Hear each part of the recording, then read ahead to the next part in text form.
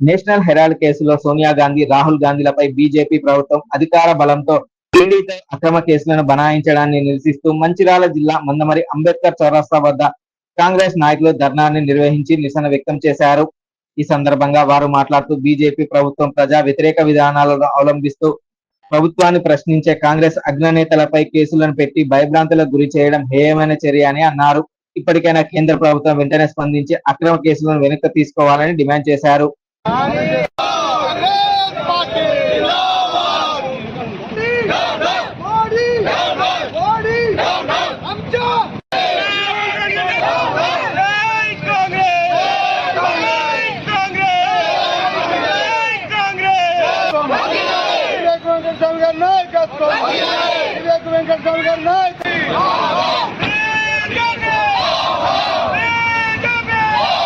Herald కు సంబంధించినటువంటి కేసులో సోనియా గాంధీ, రాహుల్ గాంధీపై మరి ఈడీ అక్రమ కేసులను ఖండిస్తూ భారతదేశంలో ప్రజాస్వామ్యం ఉన్నదా లేదా అని చెప్పేసి మేము నిలదీసి అడుగుతా ఉన్నాం. బీజేపీ ప్రభుత్వం వచ్చిన కాడ నుంచి మరి గత 10 సంవత్సరాలు పోయి 15 సంవత్సరాలు వచ్చినప్పటికీ అక్రమాలు, అక్రమ కేసులు, దోపిడీలు, దౌర్జన్యాలు మొదలుపెట్టి భూ కబ్జాలు స్టార్ట్ చేసింది బీజేపీ ప్రభుత్వం. ఈరోజు సోనియా గాంధీ, రాహుల్ గాంధీ మీద మొదటి నుంచి కుట్రవన్నీ ప్రజలందరికీ, దేశ ప్రజలందరికీ తెలుసు. అంతకుముందు రాహుల్ గాంధీని విపరీతమైన ఇబ్బందులు పెట్టి వాటర్ ఖాళీ చేపించి రోడ్డు మీదకి పంపించినటువంటి మరి దౌర్జన్యమైనటువంటి రాజకీయం చేసినటువంటి బీజేపీ ప్రభుత్వం నరేంద్ర మోడీ గారిది. ఈరోజు మేము ఒక్కటే ప్రజలారా మనందరం గమనించాలి. మరి 140 సంవత్సరాల చరిత్ర కలిగినటువంటి కాంగ్రెస్ పార్టీలో మరి మహాత్మా గాంధీ కానుంచి మరి జవహర్లాల్ నెహ్రూ దగ్గర నుంచి మొదలుపెట్టి కాంగ్రెస్ పార్టీ ప్రజల దేశాన్ని కాపాడుకుంటూ వచ్చినట్టయితే మరి ఆనాడు ఇందిరాగాంధీ, మరి రాజీవ్ గాంధీ మరి దేశం కోసం, దేశ ప్రజల కోసం పోరాటం చేస్తూ తుపాకీ తూటాలకు బాంబులు పేల్చి మరి ఆ కుటుంబాలను అక్రమంగా చంపినటువంటి పరిస్థితులు దేశ ప్రజలను చూసి ఎంతో కన్నీళ్ళు వచ్చినటువంటి సందర్భాలు. ఈరోజు అటువంటి దేశం కోసం ప్రాణార్పించిన పార్టీని మరి ఇంకా అన్యాయం చేసేటువంటి పరిస్థితిలో బీజేపీ ప్రభుత్వం నరేంద్ర మోడీ చేస్తూ ఉంటే ఈ ప్రజలందరూ గమనిస్తూ ఉన్నారు. సోదరులారా, మన నాయకులను, మన దేశం కోసం ప్రాణాలు అర్పించిన మన నాయకులను, మన ప్రజల కోసం, దేశ ప్రజల కోసం, మన కోసం పోరాటం చేసిన మన నాయకులను మరి రాహుల్ గాంధీ, సోనియా గాంధీ గారిని కాపాడుకోవాల్సినటువంటి అవసరం ఉన్నది. ఈ ఈడీ కేసులు ఏవైతే అక్రమ కేసులు ఉన్నాయో అవన్నీ తీసేసేంత వరకు, వాటిని విరమించుకునేంత వరకు ఈ పోరాటం ఆగద్దు. మన ఒక చెన్నూరు నియోజకవర్గం ఒక్కటే కాదు, రాష్ట్ర వ్యాప్తంగా, దేశ వ్యాప్తంగా కూడా ఈ పోరాటం జరగాలి. కాంగ్రెస్ పార్టీ అధ్యక్షురాలు సోనియా గాంధీ గారి పైన, రాహుల్ గాంధీ గారి పైన మనీ లాండరింగ్ కేసులో ఛార్జ్షీట్ దాఖలు చేయడం జరిగింది. దానిని మందమరి కాంగ్రెస్ పార్టీ తరఫున తీవ్రంగా ఖండిస్తున్నాము.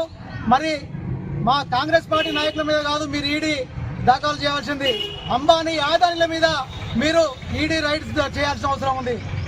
దీన్ని రానున్న రోజులలో రాహుల్ గాంధీ గారి పైన, సోనియా గాంధీ గారి పైన మీరు దాఖలు చేసినటువంటి ఈడీ కేసులు వెంటనే ఉపసంహరించుకోవాలి. లేదంటే దేశవ్యాప్తంగా ఆందోళన కార్యక్రమం చేపడతామని చెప్పి మేము బీజేపీ ప్రభుత్వాన్ని హెచ్చరించడం జరుగుతుంది. పోలీస్ సిబ్బంది తమకు ఎదురయ్యే ఆరోగ్య సమస్యలపై శ్రద్ధ వహిస్తూ తగు జాగ్రత్తలు తీసుకోవాల్సిన ఆవశ్యకత ఎంతో ఉందని రామగుండం పోలీస్ కమిషనర్ అంబర్ కిషోర్ జా అన్నారు. ఈ సందర్భంగా రామగుండం కమిషనరేట్ కార్యాలయంలో పోలీస్ అధికార సిబ్బంది, హోంగార్డ్ సిబ్బందితో పాటు వారి కుటుంబ సభ్యులకు, విశ్రాంతి ఉద్యోగుల కోసం ప్రత్యేక మెగా వైద్య శిబిరాన్ని ఏర్పాటు చేశారు. ఈ కార్యక్రమానికి హాజరైన పోలీస్ సిబ్బందికి వైద్యులు వైద్య పరీక్షలను నిర్వహించారు. అనంతరం కమిషనర్ మాట్లాడుతూ వైద్య శిబిరంలో పరీక్షలు నిర్వహించుకున్న సిబ్బంది కేవలం పరీక్షలతో సరిపెట్టుకోకుండా డాక్టర్లు సూచించిన సలహాలను పాటిస్తూ సమయానికి మందులు తీసుకుంటూ ఆరోగ్యంగా ఉండేలా చర్యలు తీసుకోవాలని పేర్కొన్నారు. అలానే ఇటు వైద్య శిబిర నిర్వహణకు సహకరించిన వైద్యులకు, వారి సిబ్బందికి ప్రత్యేక ధన్యవాదాలను తెలియజేశారు.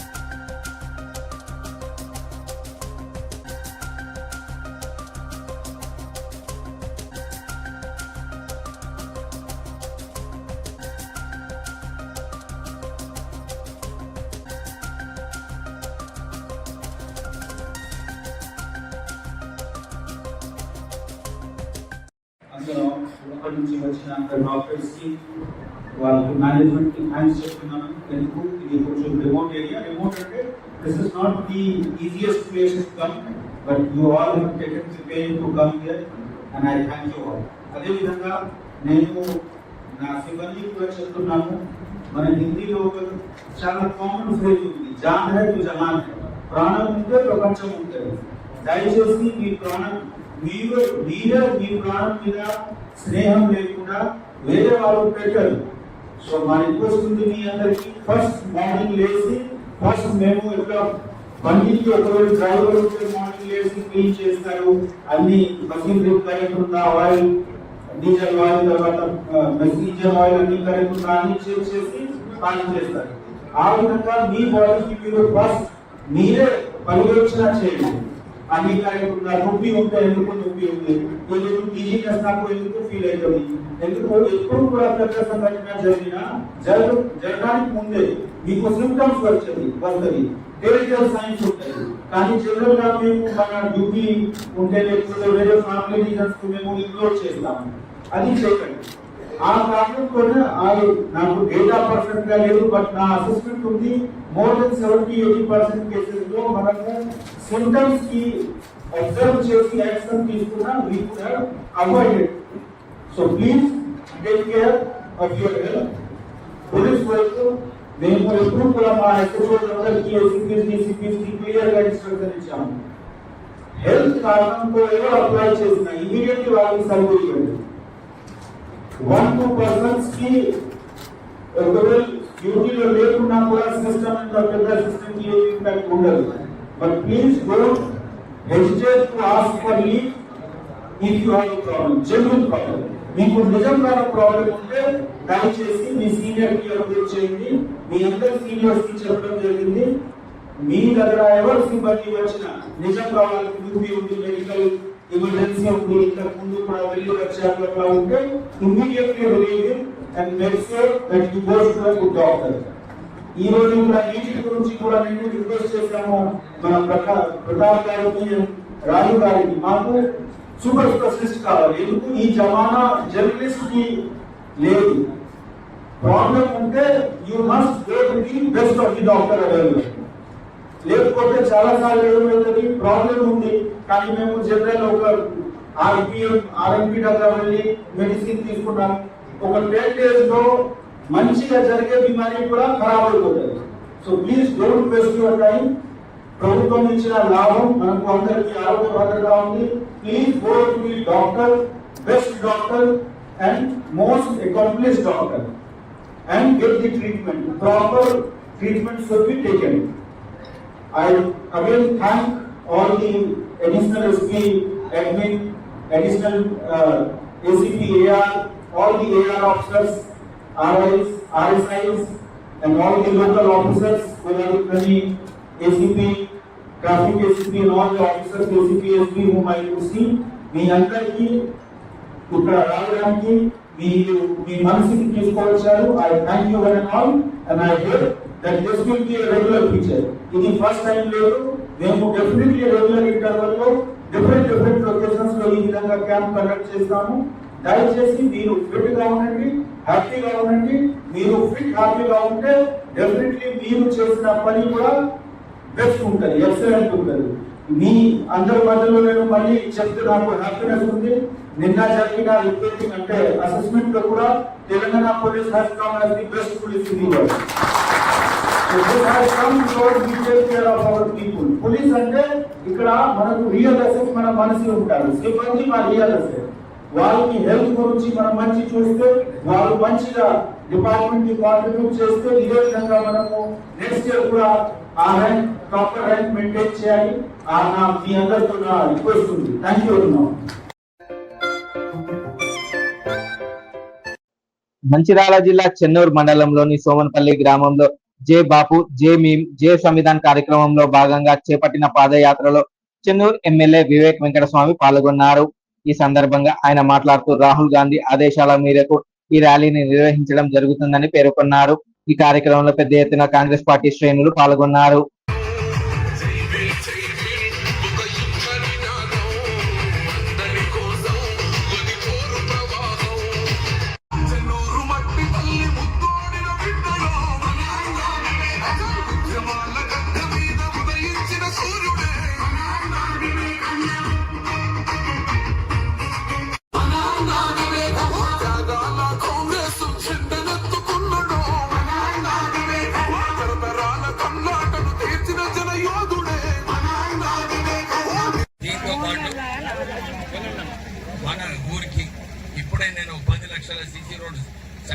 ఇచ్చిన పని కూడా పూర్తిగా మీ గ్రామం ఎన్ని లక్షలు ఇచ్చినాయి?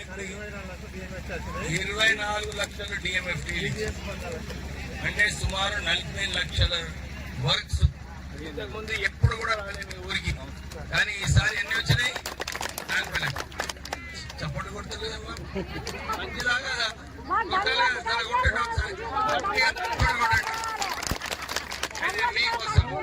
మీకోసం వినండి, నేను మాట్లాడిన ఎంత 3,80,00,000 మీకు దుప్పపల్లి బ్రిడ్జ్ కూడా శాంక్షన్ అయింది, దాని టెండర్ కూడా కావడం జరిగింది.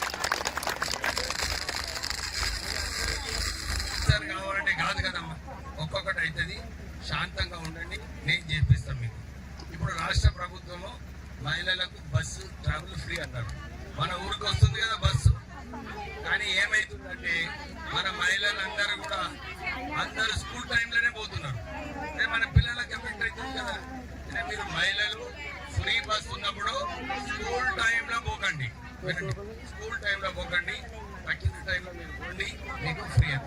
దీనికి ఎన్ని వేల కోట్ల ఖర్చు పెడుతుంది సార్ రాష్ట్ర ప్రభుత్వం?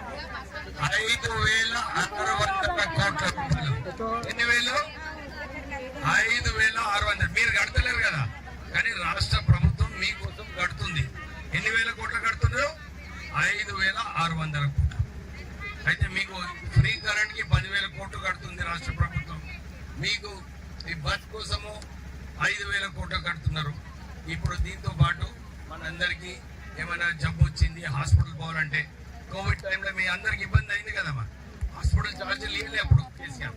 అయితే రేవంత్ రెడ్డి ఏమన్నాడు, అరే మనం రాజీవ్ ఆరోగ్యశ్రీ స్కీమ్ ఉండే ఇంతకు ముందు 2 లక్షలు, దాన్ని 10 లక్షలు చేసి, అంటే 10 లక్షల వరకు మనకి ఏమైనా అయితే హాస్పిటల్ పోతే మనకు ఖర్చులు మాఫ్ అన్నమాట 10 లక్షల వరకు. కానీ కొందరికి ఉన్నది. ఇవాళ నేను మా కార్యకర్త దగ్గర పోయినా, ఆయనకు ఇక్కడ హెమరేజ్ వచ్చి హాస్పిటల్ ఉన్నాడు, 15 లక్షలు అయింది ఆయనకు. అయితే ఆయన అన్నాడు, సార్ ఏం చేయాలన్నాడు, దాని సీఎం రిలీఫ్ ఫండ్కి రాయి, నేను ఇప్పిస్తా అని చెప్పి ఆయనకు భరోసా ఇప్పించి వచ్చిన. అంటే మనకు ఎక్కువ ఖర్చు అయినా కానీ మనకు రాష్ట్ర ప్రభుత్వం మనకు ఆదుకుంటుంది. అది హెల్త్ వైజ్. ఇప్పుడు విద్య, ఇప్పుడు మన సోమన్పల్లిలో ఇంత పెద్ద స్కూల్ వస్తుంది, 200 కోట్ల రూపాయలు రాష్ట్ర ప్రభుత్వం మన పిల్లలు మంచిగా చదువుకోవాలని, ప్రత్యేకంగా దళిత పిల్లలందరూ కూడా మంచిగా చదువుకోవాలని చెప్పి 200 కోట్ల దానికి. ఇక్కడైతే పెద్ద కార్పొరేట్ నేషనల్ హెరాల్డ్ విషయంలో కక్షపూరితంగా ఏఐసిసి అగ్రనేతలైన సోనియా గాంధీ, రాహుల్ గాంధీ పేర్లను ఛార్జ్ షీట్ లో చేర్చడాన్ని నిరసిస్తూ కాంగ్రెస్ పార్టీ ఆధ్వర్యంలో మంచిర్యాల జిల్లా కేంద్రంలోని ఇన్కమ్ ట్యాక్స్ కార్యాలయం ముందు నాయకులు ధర్నా కార్యక్రమాన్ని చేపట్టారు. ఈ కార్యక్రమంలో డిసిసి అధ్యక్షురాలు సురేఖ ప్రేమ్ సాగర్ రావు పాల్గొని బీజేపీ ప్రభుత్వ తీరును తీవ్రంగా ఖండించారు. అలానే ఇలాంటి కక్షపూరిత చర్యలు మానుకొని కేసులను వెనక్కి తీసుకోవాలని డిమాండ్ చేశారు.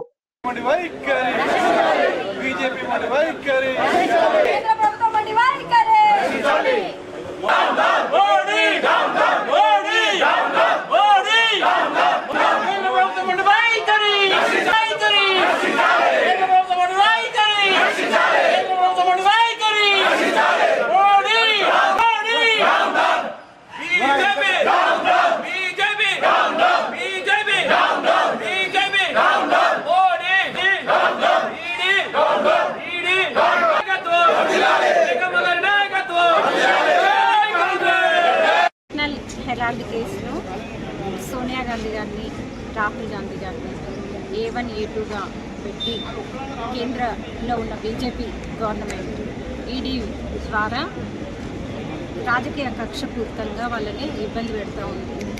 నేషనల్ హెరాల్డ్ అనేది అది కాంగ్రెస్ పార్టీ స్వాతంత్ర ఉద్యమానికి పూర్వం నెహ్రూ గారు స్థాపించిన పత్రిక.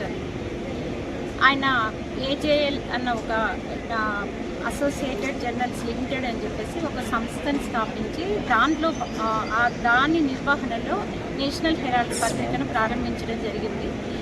స్వాతంత్ర ఉద్యమానికి ముందు బ్రిటిష్ పాలనకు వ్యతిరేకంగా మన దేశవాసుల గొంతును వినిపించడానికి కాంగ్రెస్ పార్టీ స్థాపించిన పత్రిక అది. దానికి అది 2008 వరకు కూడా నడిచింది. అయితే ఆ పత్రికకి ఒక 2,000 కోట్ల ఆస్తులు ఉన్నాయి ప్రస్తుతం అని చెప్పి మన న్యూఢిల్లీలో, లక్నోలో, అలాగే బాంబేలో. అయితే ఆ పత్రిక అప్పటి వరకు కాంగ్రెస్ పార్టీ ఆ పత్రిక నడపడానికి దానికి డబ్బులు అనేది ఆర్థిక సహాయం అనేది చేయడం జరిగింది. అయితే అది తిరిగి చెల్లించలేకుండా నష్టాలతో 2008లో మూతపడిపోయింది ఆ పత్రిక.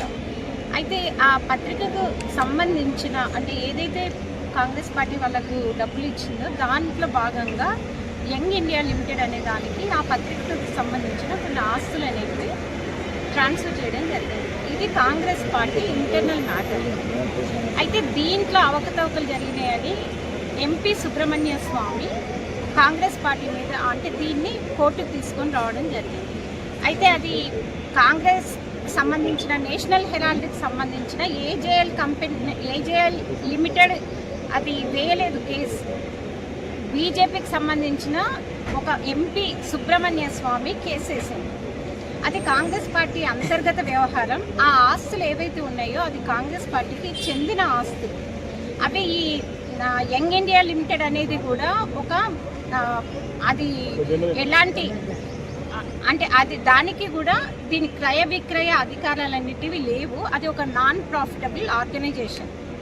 అయితే ఒక కాంగ్రెస్ పార్టీ ఇంటర్నల్ మ్యాటర్స్లో కల్పించుకొని దాంట్లో సోనియా గాంధీ గారిని కానీ రాహుల్ గాంధీ గారిని కానీ ఇబ్బంది పెట్టాలి, కాంగ్రెస్ పార్టీని ఖతం చేస్తే ఇక అసలు ఈ దేశంలో వాళ్ళకి ప్రతిపక్షం అనేది ఉండదు అన్న భావనతో వాళ్ళని ఇబ్బంది పెడతా ఉన్నారు.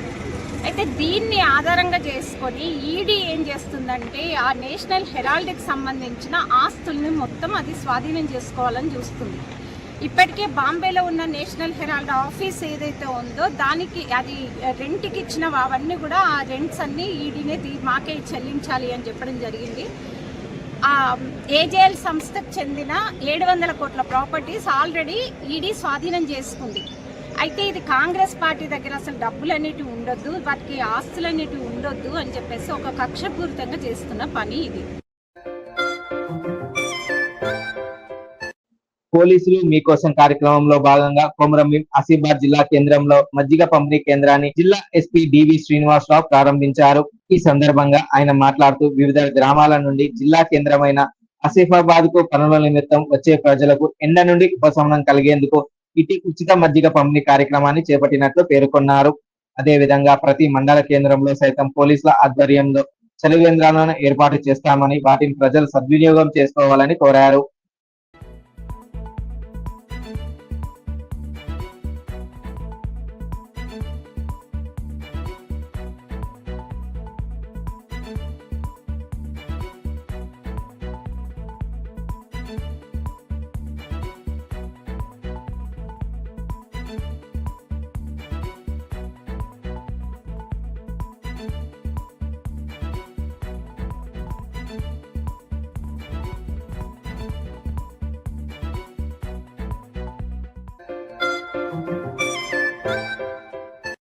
మంచిర్యాల జిల్లా పరిధిలోని ఎమ్మెల్యే నివాసం వద్ద నియోజకవర్గానికి చెందిన 253 మందికి కళ్యాణ లక్ష్మి, షాదీ ముబారక్, అలానే 325 మందికి సీఎం రిలీఫ్ ఫండ్ చెక్లను ఎమ్మెల్యే ప్రేమ్ సాగర్ రావు లబ్ధిదారులకు అందించారు.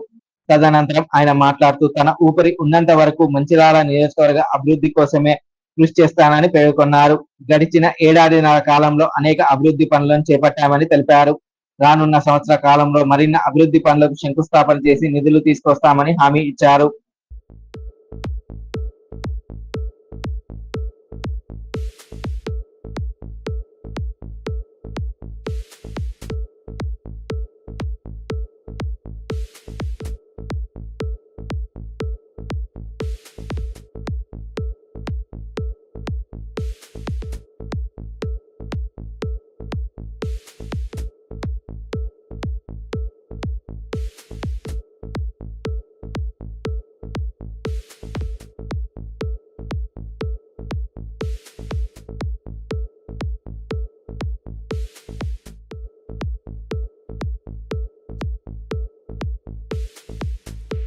ఇప్పటి వరకు ఈ 15 నెలలు అయిపోయినాయి.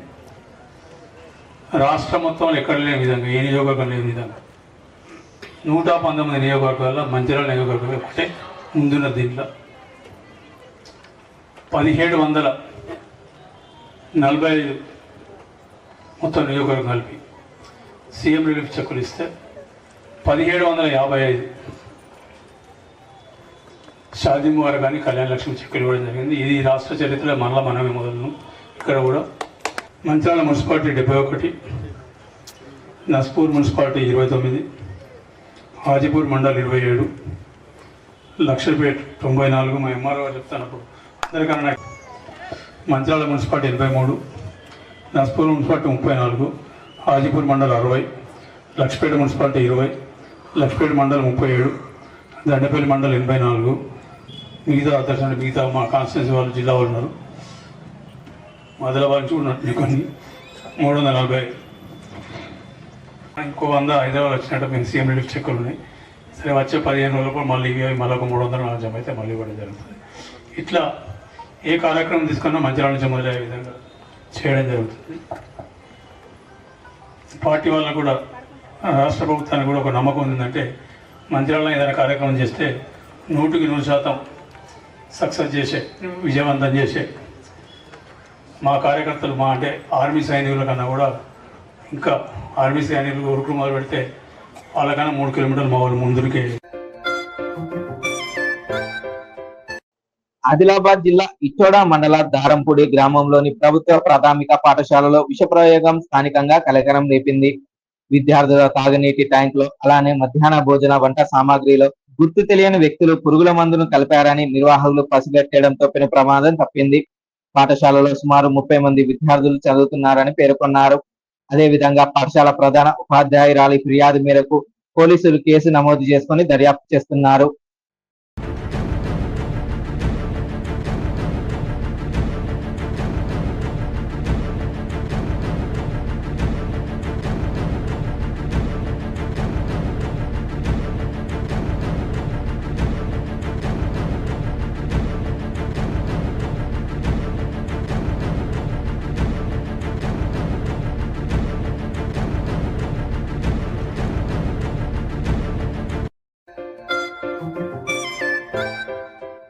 ఏఐసిసి అగ్ర నేతలైన సోనియా గాంధీ, రాహుల్ గాంధీ పేర్లను కక్షపూరితంగా నేషనల్ హెరాల్డ్ విషయంలో ఛార్జ్ షీట్ లో చేర్చడాన్ని నిరసిస్తూ కాంగ్రెస్ పార్టీ ఆధ్వర్యంలో మంచిర్యాల జిల్లా రామకృష్ణాపూర్ పట్టణంలో నాయకుల ఆధ్వర్యంలో అంబేద్కర్ విగ్రహం ముందు ధర్నా కార్యక్రమాన్ని చేపట్టి నిరసన వ్యక్తం చేశారు.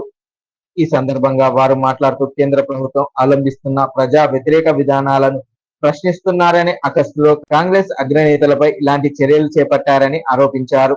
కేంద్ర ప్రభుత్వం మండి వైఖరి down down BJP down down BJP down down BJP వెంటనే అక్రమంగా పెట్టిన కేసులు వెంటనే రాహుల్ గాంధీ గారి మీద అక్రమంగా పెట్టిన కేసులు వెంటనే రాహుల్ గాంధీ గారి మీద పెట్టిన కేసులు వెంటనే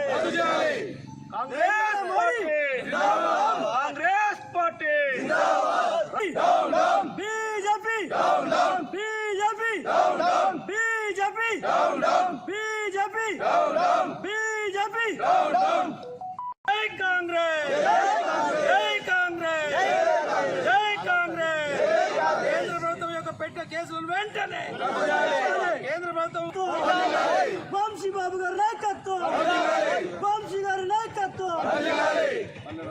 భారతదేశ ప్రజాస్వామ్య చరిత్రలో ఈరోజు ఒక బ్లాక్ డే. దేశ ప్రజాస్వామ్య చరిత్రలో కూడా ఇది బ్లాక్ డేగా పరిగణించవచ్చు.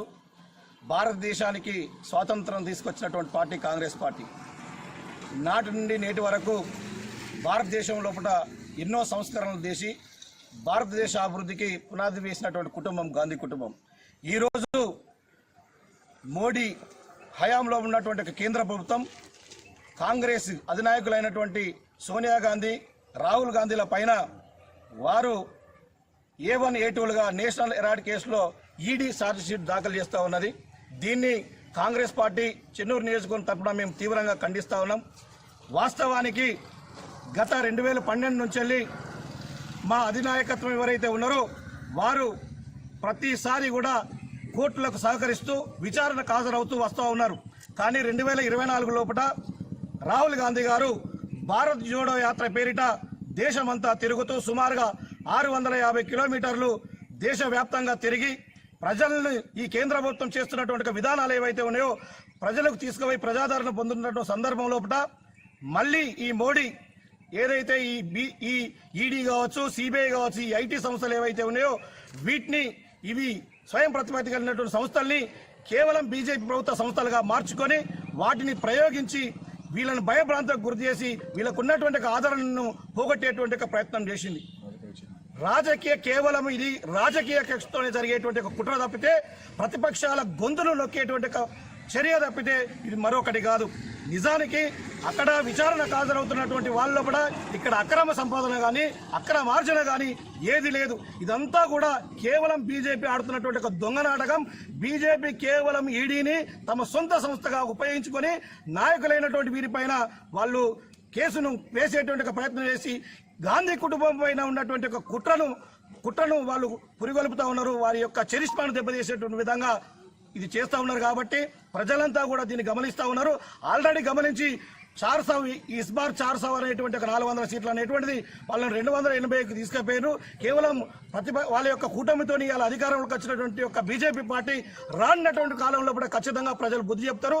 ఇదంతా కూడా ప్రజలు గమనిస్తూ ఉన్నారు. ప్రతిపక్షాల గొంతు నొక్కేటువంటి ఒక ప్రయత్నం చేస్తే ప్రజలే తగిన బుద్ధి చెప్పి రానున్నటువంటి ఒక ఎన్నికల్లో కూడా వాళ్ళని ఖచ్చితంగా ఓడగొట్టి వారికి తగిన బుద్ధి చెప్తారని ఈ సందర్భంగా తెలియజేస్తారు.